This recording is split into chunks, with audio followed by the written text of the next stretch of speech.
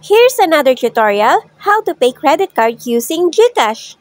Hindi porkat may credit card, swipe na lang tayo ng swipe. We should be always responsible and mindful sa paggamit ng credit card. At dumating na nga si Judith. Eto na, bayaran ng time na. Para sa mga bago or newbie pa lang sa paggamit ng credit card, here's how to read your billing statement. Looking at it, sa upper left nakalagay ang details ng card holder, name and address. Sa upper right naman ang account number at other details. Cut-off statement date.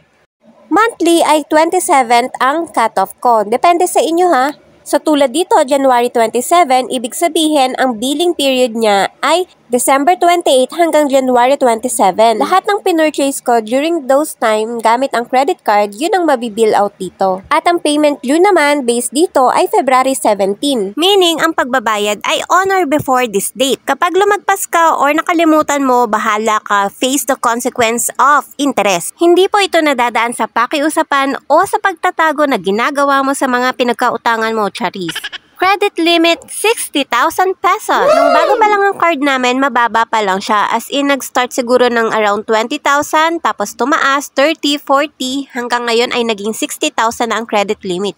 Meaning, we are good payer. Ano nga ba yung credit limit na yan? Yan ang power or amount na kayang i-purchase ng credit card mo. So, halimbawa, meron akong gustong bilhin laptop na worth 55,000 pesos, pwede ko siyang bilhin. May 5,000 pa for other purchases. But, be careful kasi meron ka bang pambayad niyan the next billing date? Kasi kung wala ka namang inaasahang darating na pera or salary na ganyang amount ipambabayad, wag na lang. Gumastos ka lang kung ano yung kaya mong bayaran on a given period of time. Kung baga, ginamit mo si credit card to pay now, pero may utang ka kay credit card on a specific date. Let's say na-extend ng 1 month yung paglabas mo ng pera. For example, kunwari, bili ako ng washing machine nung January 1. Diba, due date nga ay February 17. Dadaan na nga 15 at 30 at 15 uli. So, dapat napaghandaan ko na ang pambayad by February 17.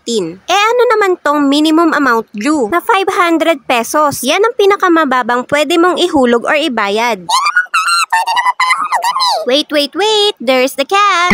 Syempre, pag hindi mo binayaran ng buo ang utang mo, may interest yan. I'm not sure if it's daily or just monthly, but I think it's daily. Kung 55,000 ang utang mo at 500 lang ang ibabayad mo, yung balance mo mag-accumulate ng interest.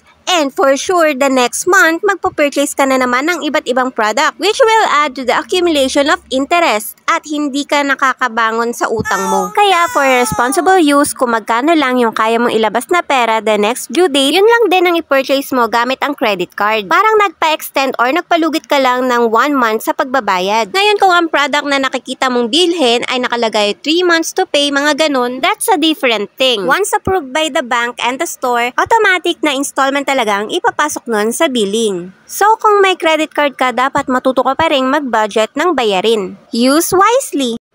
Dito naman tayo sa total amount due. Eto na yung kailangang bayaran. Kung meron kang balance the past month, dito rin siya papasok. Saan ko naman makikita yung pinagbibili ko the past days? Dito sa bandang baba or gitna, may transaction details.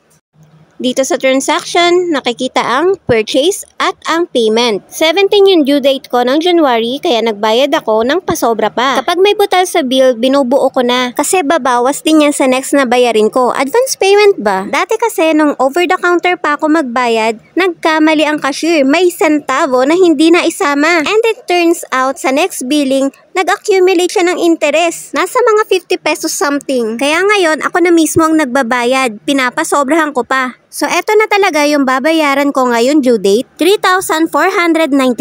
Punta na tayo sa GCash para makapagbayad. Once login, punta lang tayo sa bills. Nakasave na dito yung credit card kasi lagi nga akong nagbabayad dito.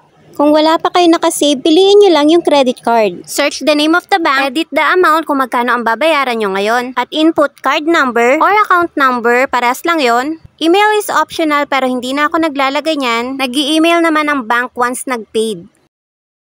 Di ko na nilalagyan ng check yun sa baba kasi additional bayad yan. Insurance yan, pwede naman kung gusto mo. May 10 pesos fee ang transaction dito. Click next na tayo. Double check the details. Tama ang bangko, tama ang amount. May laman ng GCash pambayad. Click next and double check again.